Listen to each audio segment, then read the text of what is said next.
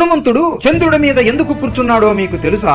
రామసేతుని నిర్మించే సమయంలో రాత్రి అవుతుంది. రాముడు వానరులతో కలిసి ఇక్కడే పనుకుందాం అని అనుకుంటాడు. కానీ హనుమంతుడు నా ప్రభువు నేల మీద ఎలా పడుకుంటాడు అని ఆయన చేతులతో ఒక చిన్న ఇల్లుని నిర్మించడం మొదలు పెడతాడు. అలా చేస్తున్నప్పుడు లక్ష్మణుడు అక్కడికి వచ్చి, హనుమా, నా అన్నకి సేవలు చేసుకునే బాధ్యత నాది, నీది కాదు. గత కొన్ని సంవత్సరముల నుండి నా అన్నకి నేనే సేవలు చేసుకుంటున్నాను. ఇప్పుడు నా పని నువ్వు చేయడం న్యాయం కాదు. నువ్వు వేరే పని ఏదైనా చేసుకో అని అంటాడు. హనుమంతుడు నవ్వుతూ, నన్ను క్షమించండి, నేను ఇది తిరస్కరిస్తున్నాను. నేను కూడా నా ప్రభువుకి పరమ భక్తుడిని. నేను కూడా నా ప్రభువుకి సేవలు చేసుకోవచ్చు అని చెప్పి పనులు చేస్తూ ఉంటాడు. అలా ఇద్దరు రాముడికి ఎవరు సేవలు చేయాలి అని వాదించుకుంటూ ఉంటారు.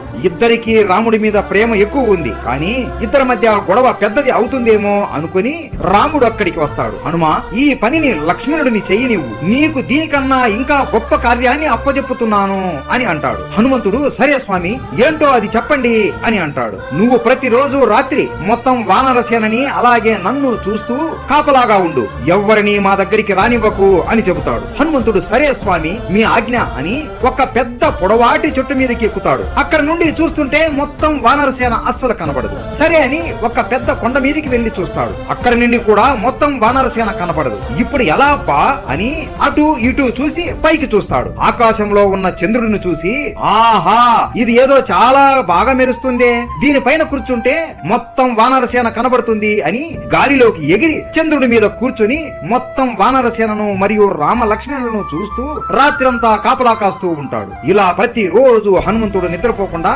రాత్రి మొత్తం వీళ్ళకి కాపలా కాస్తూ ఉంటాడు. హనుమంతుడు అంటే మీకు ఇష్టం ఉంటే జై హనుమాన్ అని కామెంట్ చేసి సబ్స్క్రైబ్ చేసుకోండి.